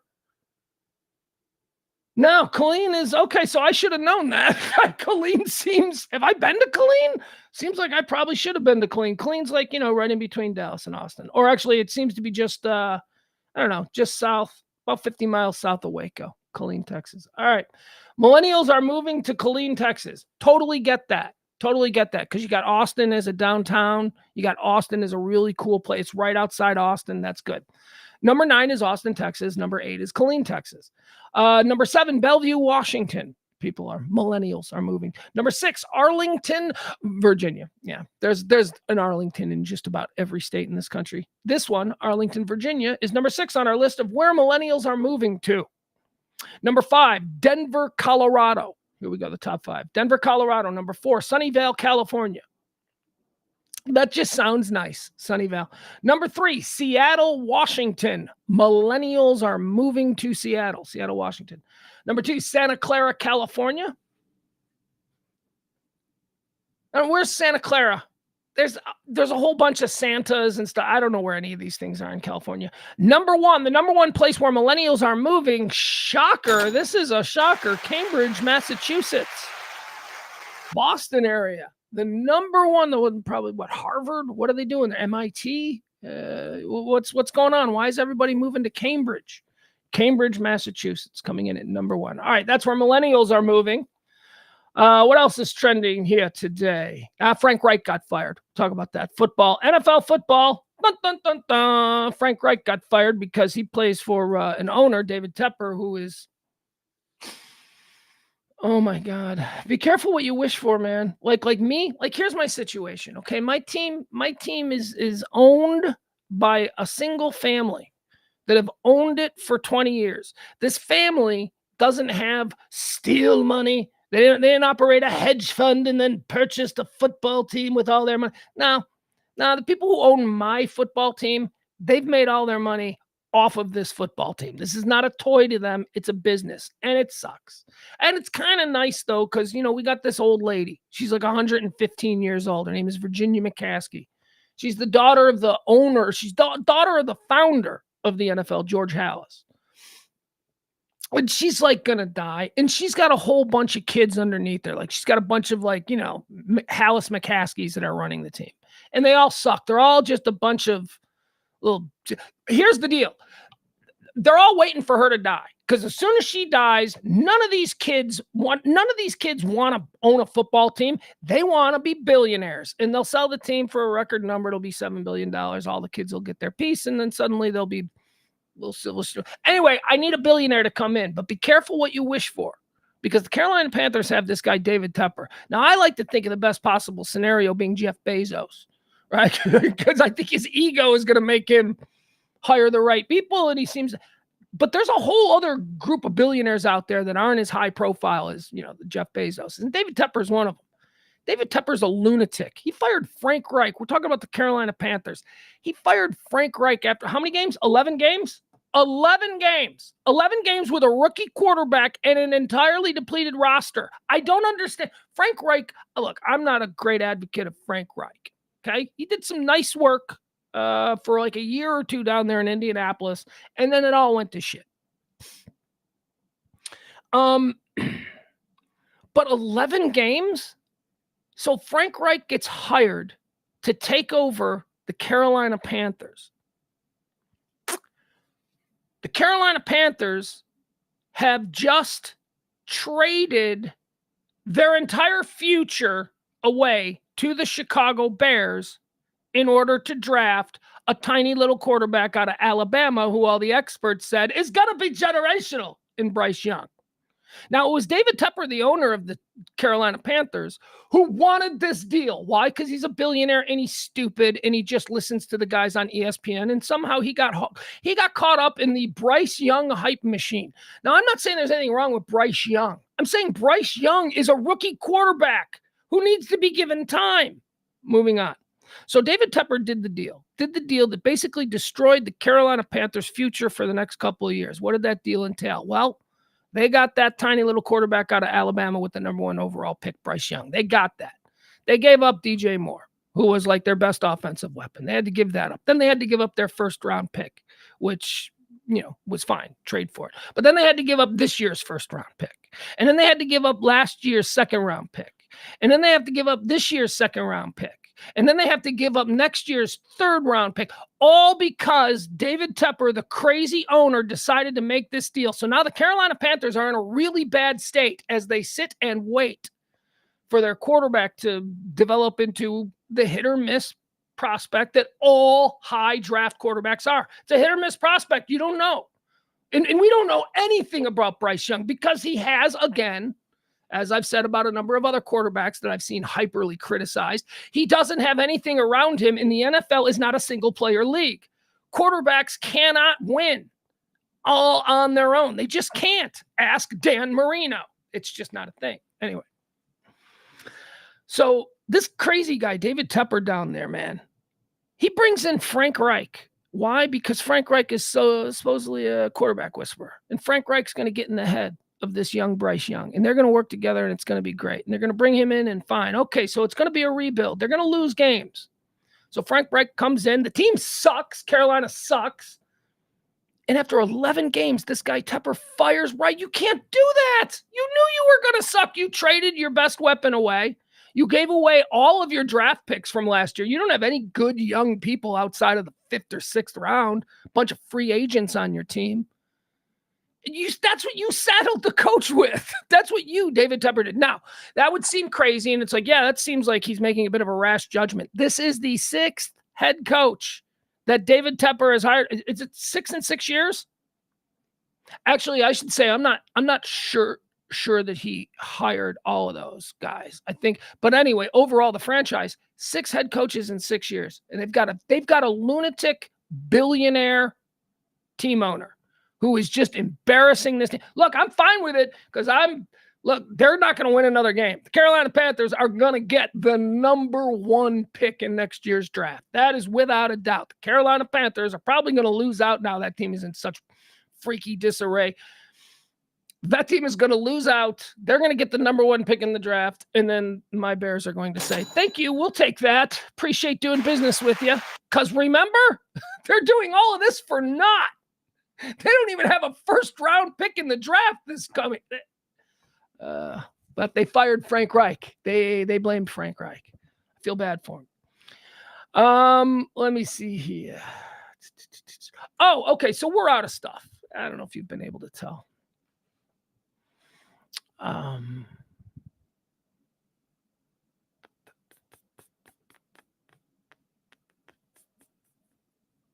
on. I found this thing. I thought it would be fun. Yesterday we did the best Mexican restaurants, and I don't know if that was so great, but I thought it was interesting because there were some good ones. I found another thing here online today that I wanted to go through with you guys. Now, this is going to be only for us Dallas people. This is a story that was on MSN. Oh no, this came out of TripAdvisor. Okay, so this is TripAdvisor. We all live here. we all live here in Dallas. I'll tell you the origin story of this. So we all live here in Dallas. And typically when you live somewhere, you don't do the things that tourists do. So when somebody comes to your city from somewhere else, it's very possible that they have done all kinds of things in your city that you don't even know about. A good example of this is my son. My son was completely unaware of the whole JFK thing that was going on in his city. I mean, he knew that it happened here, but he didn't know where. He didn't know about Dealey Plaza. He had never heard about the Texas Book Depository. And I told him, I go, it's crazy. You've lived here for 14 years of your life. You've never even been to this place, didn't even know it existed yet. Everybody who has visited Dallas for 24 hours has gone to Dealey Plaza. It is the number one. Sears Tower is like that in Chicago when I grew up. Everybody who travels to Chicago in the 1980s or whatever would go to the Sears Tower. Oh, did you go to the top of the Sears Tower? You ask a random Chicagoan, you ever been to the top of the Sears Tower? They're like, nah. I'm going to go someday, but I never really had a reason to. So it's like, so this here, what we've got is, this is a list of can't miss things that you have to do if you're in Dallas. Okay. So these are Dallas can't miss 30 things that everyone should do. Here, let me pull this up and make it big for you. All right. There we go. We got it. I guess that's going to be about as big as we can do. All right. 30 things that everybody should do. Now, I don't know if it counts down to the most important or if 30 is the most important, because they come right out of the box with the number one tourist attraction in North Texas, which is Dealey Plaza. That is not even, I mean, this is where Kennedy was killed. This is, when I first landed in Dallas, I had somebody tell me that I had to adjust the way I think of the world living in this city, because it's a city that defines itself by two things: a football team and the murder of a president. And that always stuck with me. I'm like, yeah, I go, those are the two brands. Those are the two brands of Dallas, Texas: the assassination of a president and a football team. Number 30 on this list of things we should all not avoid. Everyone who goes to Dallas should visit the Sixth Floor Museum. Sixth Floor Museum's awesome. Hey, we should do a I got to take my son wants to go to the Sixth Floor Museum now. So on his next trip through, we're going to go like he's in a touring rock band. Next weekend when he comes, we're going to go to the Sixth Floor Museum. We're going to spend the day there. Maybe we can do a show outing. Maybe some of you people want to bring your kids. Maybe we all meet up at, I don't know, Spaghetti Warehouse. I don't know. There's a place down there. Maybe we all meet in the lobby. I don't know. Let's go. Come on, let's do it. I'm going to take my kid. We're going to get into the Sixth Floor Museum. As we get closer, I'll talk about, but that'd be nice. Maybe some of you listeners want to come. All right. So there you go. Sixth Floor Museum. Number 29 is the Dallas Arboretum and Botanical Gardens. Sure. Number 28, Reunion Tower. I don't think so. Why? Why exactly? Reunion Tower.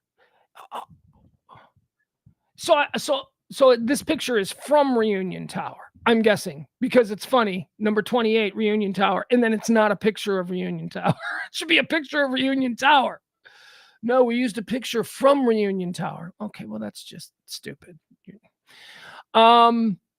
The George Bush Museum, right here, right down the block, a couple blocks away, here on the SMU campus. The George W. Bush Presidential Library and Museum. Yeah, we've traipsed around there. It's pretty cool. It's an awesome building. Interesting stuff. If you're a fan of history, it's a history museum. It just heavily concentrates on the 2 terms of President George W. Bush. The President George W. Bush Presidential Library and Museum, right here on the campus of SMU. Perot Museum, the Ross Perot Museum. Yeah, a lot of charts, a lot of graphs at the Perot Museum. That's a joke for you old folks who remember when Ross Perot. Perot Museum's cool. It's a great museum. Perot Museum is a really good museum. Dallas World Aquarium comes in at 25 in the can't miss things that all North Texans should do at least once in their life. The Dallas World Aquarium. If you've never been to another aquarium, but this is not SeaWorld. If you've been to SeaWorld, you're going to be very disappointed. Dallas Museum of Art. This is pretty cool. This is downtown. This is pretty cool. I like this place. This is, we used to live right there at the Mosaic. And when my kid was in I almost said wheelchair, in a stroller. Used to stroll them around the Dallas Museum of Art looking at stuff. Yeah, they got gym shoes, but they got great stuff. It's a great museum. It's a great art museum. Let's see here. Number 23, Dealey Plaza National Historic Landmark. Okay, so they're double dipping, right? They started out with, I thought the sixth floor museum and the Kennedy assassination spot would be one thing, but no, they're double dipping. They're saying that also Dealey Plaza. Clyde Warren Park. Clyde Warren Park is awesome. Clyde Warren Park is amazing, man. Do you guys remember what Clyde Warren Park was before it's Clyde Warren Park? They took a cement basic overpass highway, they turned it into a park. They redid the highway and they turned what was just urban, practical, functional ugliness of concrete and roadways, and they turned it into the best park in Dallas. It's above a highway, sure, and the cars are rushing underneath you. It's beautiful. I love me some Clyde Warren Park. Number 21, the Dallas Cattle Drive sculpture. What the fuck? What are you going to do? You're going to look at a sculpture? You see it on TV before every return from commercials of Cowboy games. Ugh. Morton H. Meyerson Symphony Center. Never been, but, I don't like symphonies. That's boring. White Rock Lake Park. What are you supposed to do here? Dump a body? What are we doing? This is just a park with a lake. This is not. These are the 30 can't miss things. Everybody must. You can miss this. You can miss White Rock Lake. Jeez, it's just a lake in the middle of like Dallas with a walking trail around it. It's not great. Number 18, the Dallas Holocaust and Human Rights Museum. Didn't know this was a thing. Had no idea. Where is it? Houston Street. Is there a sign? I was just on Houston Street. I told you the other day, we were walking around there. We were doing the whole Kennedy assassination thing. I was showing Mason everything. We were on this. I don't remember seeing the Dallas Holocaust and Human Rights Museum. Don't remember seeing it. Dallas Zoo. Yeah, really? 30 things that you gotta do if you're in Dallas. 30 things. You gotta do these before you die. You don't gotta go to the Dallas Zoo. Other than to see the dick dicks. They got little dick dicks. They got dick dicks. You know what dick dicks are? Oh, we talk about this all the time. I didn't know they were a thing until I went to the Dallas Zoo. And then I learned what dick dicks are. Dick dicks are rodents with antlers. So they look like they look like the world's tiniest elk. And they're Google it. That's the only reason to go to the Dallas Zoo, to see the dick dicks, because they run around like squirrels. They're just like, what the hell? And they're kind of disturbing, because you see like this little thing that looks like a really little deer. That would be it, a deer or an elk. And you're like, oh my God, that's a rat. Step on it. But then you can't step on it because that thing will go through your shoe and puncture your foot because they got a big horn. Anyway, dick dicks. That's a reason to go to the zoo. Bishop Arts District. What, did my car break down? What are we doing here? Yes, Bishop Arts is nice, as long as it's daytime. Frontiers of Flight Museum. Now, this is attached to Love Field. I used to live across the street from this. Again, this is another place where I used to, because when you got a kid who's stroller bound, you got to take him to look at things. So the Frontiers of Flight Museum is right across the street from an apartment complex I was living right when I was first getting a divorce. So we used to go here all the time. This is number 15 on the list of things that you must do in Dallas before you die. And this is absolute bullshit. You don't need to go here. You're seeing it. Do you see what this is? That's what it is. Do you see the picture? That's it. There are no other rooms. It's a hangar with a bunch of old planes in it. You can walk into this plane, and I know because I've done this a million times. I went like 4 days in a row just because, hey, kid, let's go to the museum again. Because the kid liked to look at things. It's stuff to look at. This is not something you need to. This is it's cool. You know what this is? It's a rich guy's garage. It's a rich guy who loves planes garage. That's all this basically is. And they're calling it a flight museum. Ugh. North Park Center. This is a mall. 30 things you must do in Dallas before you got to go to the mall. You got to go to North Park. Now, look, I will say this. North Park is probably the nicest mall I've ever been in. It's nicer than the nice one that I was in Beverly Hills.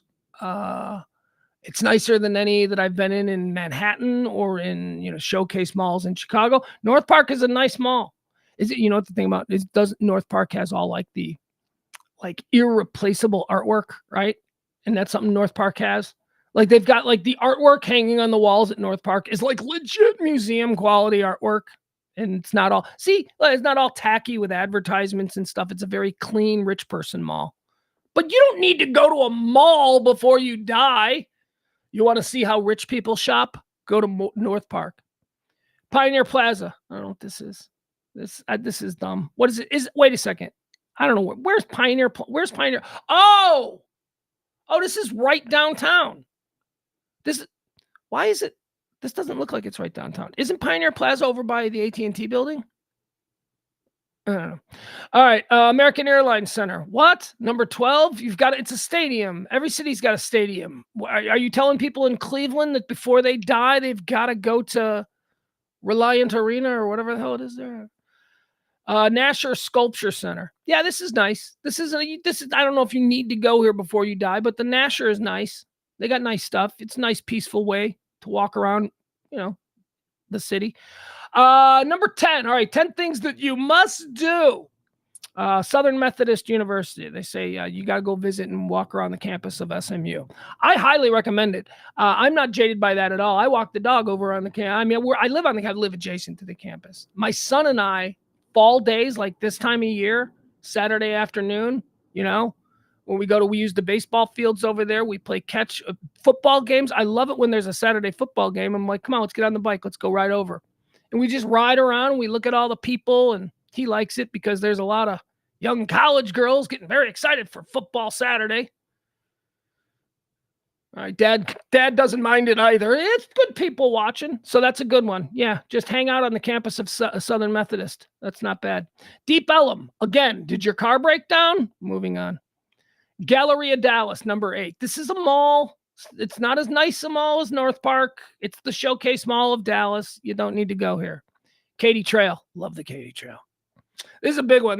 They say 7. This is a big one for me and for CeeLo the dog. We walk the Katy Trail all the time. As a matter of fact, it's such a nice day today. We might walk the Katy Trail. I ain't walking the Katy Trail today. I got stuff. I got places to be. Highland Park Village. Oh, look at this. Number 6. Highland Park Village. This is my strip mall at the end of my block. Number 6. That's the other thing about this neighborhood, right? You know what should be at the end of my block? A 7-Eleven. Maybe a CVS, maybe a fast food. You know what I got at the end of my block? I got a Tiffany and a Louis Vuitton store. That's what I got at the end of my block. So if I ever need to run out, grab a $100,000 pinky ring. It's convenient. It's right down the block. This place is so stupid. It's absolutely beautiful. My kid and I, again, when we go for our little dog walks, we walk through. This is one of the path that we walk through. We walk through Highland Park Village. We marvel at the cars. This is really a very cool place. 2:00 on Saturday, any random Saturday, 2:00 in the afternoon. You walk through the parking lot here. You walk through the Highland Park Village. It's a car show. It's like the greatest car show you've ever seen. Lamborghinis, Ferraris, McLarens, Bentleys, Rolls Royces. I mean, it's just crazy. Number 5. Museum of Biblical Art. I have no idea. Number 4, Deep Ellum Brewing Company. I like Deep Ellum Brewing Company, but what are we doing? Commercials now? Before you die, you've got to go to the Deep Ellum Brewing Company? Rainbow Vomit? What the Rainbow Vomit? What is that? This is an art museum? Okay, well, maybe, hold on. Maybe I should. What kind of art museum is it? I don't care. I don't care about an art museum. All right. Number 2, the Dallas Arts District. Again, I say, what, did your car break down? Number 1, the JFK Memorial Plaza, right down there. Look at this. This is what they say. The number 1 thing that you need to do before you die. If you live in Dallas, before you die, your life will be incomplete if you don't get yourself down to the John F. Kennedy Memorial Plaza, as seen in this picture. Now, I'm glad we can see it because I took my son to see the JFK Memorial built here in Dallas, just about a half a block away from where he lost his life. We're walking and I say, well, there it is right there. And my son is walking and he goes, where? And I go, that's it right there. He's like, where? I go, right there. And I'm pointing at this thing and he goes, what is that?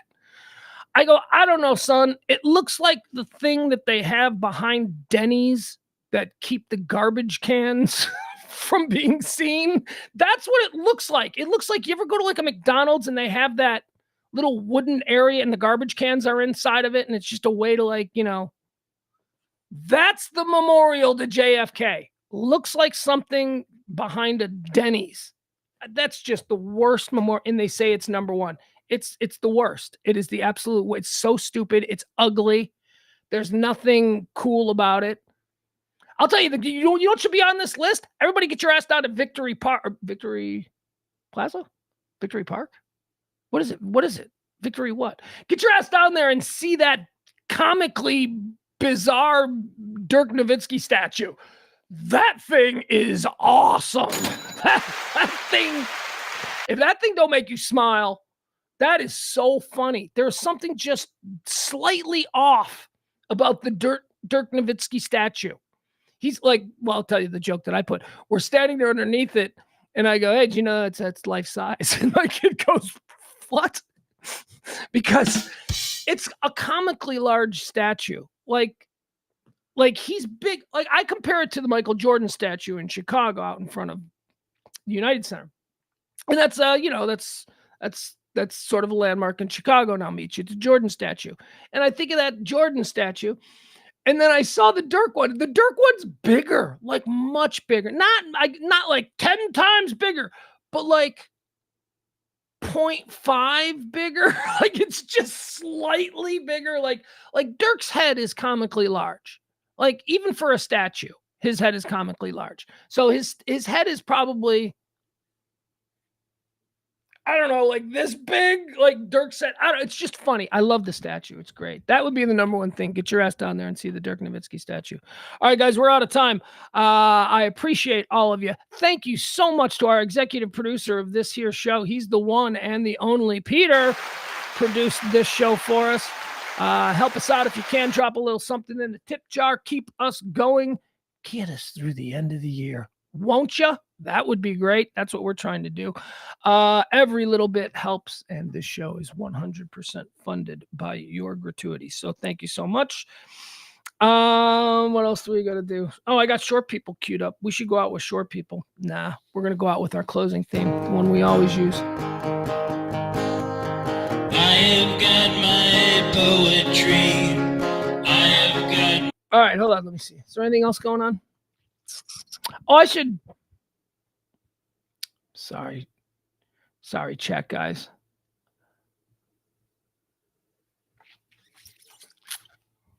Victory Park used to be awesome with Kenichi and $100 jean stores. Nah, Victory Park has always sucked. Victory, that's a huge disaster. Of nobody is ever there. It's a great idea and it's beautiful. It is absolutely beautiful. But what they did was they didn't sell it to any practical operators. There's a bar or two and everything's just a little more expensive. It's not. They didn't do it right.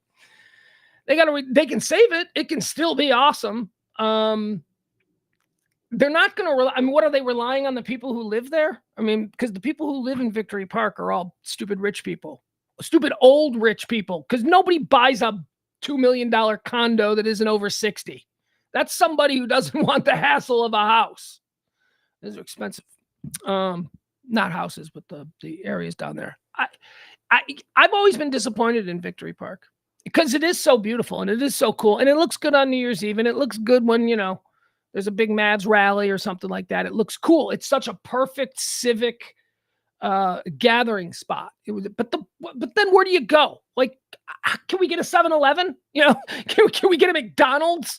Can we get, something that is practical for people? You go to Times Square in New York City and people, tourists to that city, they hang out there because there's a place you can get a burger for under $3. There's a McDonald's, there's a Burger King, there's all these.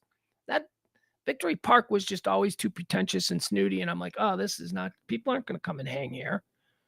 Are you kidding me? But it's gorgeous. It really is gorgeous. It's a good idea. That's what I think. My songs, they see me through the lonely nights. You know what I would compare it to? And you know that this is going to make me vomit because I don't like to do this. But I would compare it to what the Chicago Cubs... See, I want to vomit. I would compare it to what the Chicago Cubs have done around Wrigley Field. The area around Wrigley Field is, basically been completely redone. It's been commercialized. It's been Disneyfied. It's been Victory Parked, if you will. But see, here's the problem. The Cubs did it right. The Cubs, there are places that people will actually go to that they built around there. And also that neighborhood had been a neighborhood for hundreds of years. There was an established vibe to the neighborhood, and the Cubs tried to fit into it. The problem with Victory Park was there was no legacy in that neighborhood. That was a train yard, so it was just like, let's make it rich people. I mean, so there's no, I don't know. How's it going in Arlington? What they're doing around the ballpark and the football field out there in Arlington is pretty awesome. They seem like they know what they're doing there. That seems good. I don't know. All right, I got stuff I got to do today. I'd love to just sit here and wax poetic about what's wrong with Victory Park and what's wrong with Arlington. There ain't much wrong with Arlington other than, they decided to put all of these things in one spot and then gave us all one exit. Going to the Ranger game? No. Going to the Cowboys game? No. Going to the Six Flags? Yep. Oh, thought you were going to Wet n Wild because that's this exit too. That's a cluster F. They'll fix it. They'll get it figured out.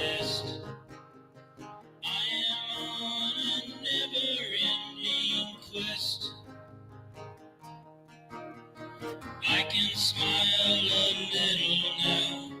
Things are going good. I always had to be on guard. That is understood. It has been a journey, a multi-answer test. What the fuck, Jeff? Seriously, what the fuck? Is this what the fuck? I don't want to get into a fucking football argument with you, prick. Yeah. Disagree, but what's this like? I hate that. I hate that fucking thing. I hate the whole fucking.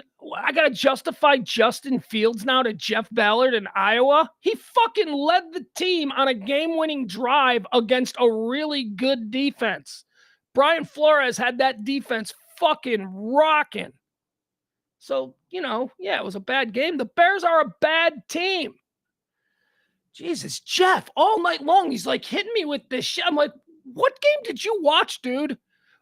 Those were two fucking defenses that were playing lights out yesterday. That was not in. Look, the offensive, Josh Dobbs, a lot to be desired. And the Bears offense, when you throw 30 screen passes because your goddamn offensive coordinator thinks you're going to 3 plays in a row. They did the exact same play 3 plays in a row. And guess what happened the third time they did it? It got batted down by Daniel Hunter. Why? Because they know 30 screen passes. It was high level defense being played out there, though. Those were two defenses. And look, as a Bears fan, I'm loving seeing this defense start to emerge. All of these kids, these youngsters, we got a couple of big ticket guys, but most of them are young guys. They're starting to gel finally. They played lights out defense against Josh Dobbs and without Justin Jefferson. But we've won 6 games in 2 years, so shut the fuck up and let us pick our victories. Let us decide what looks better to us, the people who have watched every goddamn snap. And that was fine. That was fine. We were expected to lose that game, but nobody thought we were going to beat the Vikings. The Vikings are a playoff team, or maybe not now with Dobbs being exposed. By the way, thanks, Jeff. I wanted to do a little bit of a football rant, so here we are. So yeah, I mean, I got no problem with that. I have a real problem with the game plan. I have a real problem with what Luke Getsy has been doing to Justin Fields. Now, Luke Getsy was afraid because Brian Flores is blitz crazy, right? And so we threw screen pass, until we couldn't throw a screen and we had to go downfield. And what did he do? He stepped back, climbed the pocket, launched a dime right to him. Boom, field goal. We win, go home. What the fuck else do you want from the quarterback? Yeah, he did. He fumbled twice. And you know what? That's a problem. And that's something that young quarterbacks, especially mobile quarterbacks who are in the open field, they got to get better at. So he's got to get better at that. But when we needed him to drive us into field goal position, he did it. And that's one of the things that you look for in a young quarterback. So Jeff Ballard, with your talking shit, it's like, what is the point? The hell?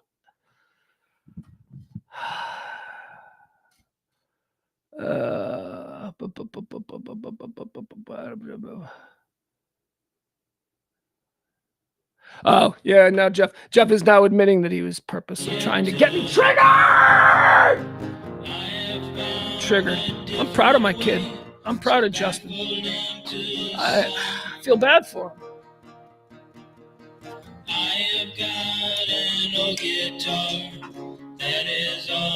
I don't want to see him go to another team and me have to root for that other team, because I will, because I know that this coaching staff has not done him any favors. 30 screen passes! Ugh.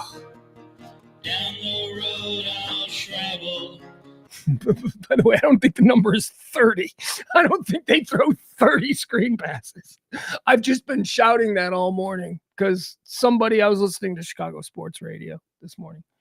And by the way, I was ranting about the screen passes last night on Twitter. Just go check my feed. But this morning, one of my favorite sports radio guy he kept shouting, 30 screen passes. 30! Why?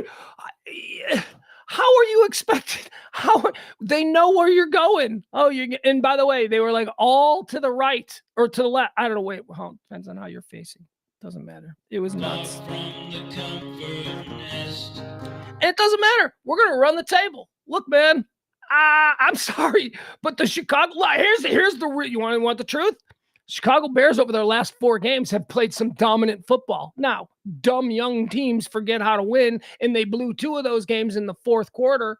They did, but they were beating the brakes off the Detroit Lions for 3.5 quarters with this young team of stupid kids who are just trying to figure out how to play together. They were beating the brakes off the Detroit Lions for 3.5 quarters and then collapsed, because that's what young teams do. So then they got to go into the second place team in the division, a playoff team, a team that was in the playoffs last year. Granted, they don't have Kirk Cousins, but still the Minnesota Vikings have a tremendous defense. And so now we got to go in there and we got to play them.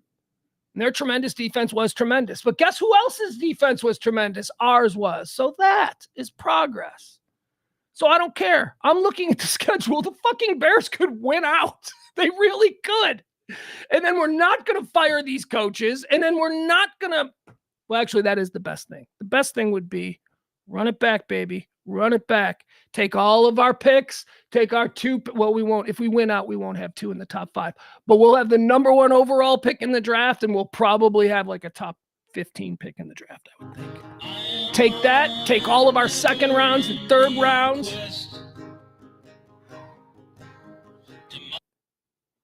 And we take that first pick, and we take Marvin Harrison Jr. Thank you. Is yet to come. I have found a different way. So baffling. Rob knows. Rob's my Chicago guy. Rob's out there in San Francisco, sure, but you know. I mean, were you screaming after every single snap? You're like, oh, here's another screen. And then sure enough, there's the screen. And that screen gets batted down. Why? Because the defense knows he's throwing another screen. Let him do something else. Have you seen what's happening in Denver? Have you seen Denver? Remember last year? Remember what happened in Denver? They got Russell Wilson, and Russell Wilson had an absolutely shitty year. And everybody's like, he sucks. And then they bring in Sean Payton, and Denver had a difficult start to the season. But now what's happening? What is happening? Sean Payton is letting Russell Wilson play football like Russell Wilson. That's all I want for my Bears. That's all I want. I want an offensive coordinator who comes in and goes, hey, Justin Fields, you have some pretty unique skill sets. Let's work around that. Instead of trying to break you of those bad habits. You know, those bad habits of busting 75-yard touchdown runs. We want to break you of those bad habits. Let's make you, Sid Luckman. Let's make you sit in the pocket. I'm so angry. So angry. I can smile a little now. Things are going good. Oh, screw you, April. His rants are much more entertaining on mute. The hand is just waving around. Yeah, I could see how that works. I could see how it'd be more entertaining on mute. Okay. I'm not going to I can't hate on you for that, April. You're probably right. All right, I love you guys. See you tonight, 9 o'clock for the Radio Misfits show. Myself and James Parker. 9 o'clock, Radio Misfits show. Gotta go. Bye. Love you. Bye. Comfort Nest, the light.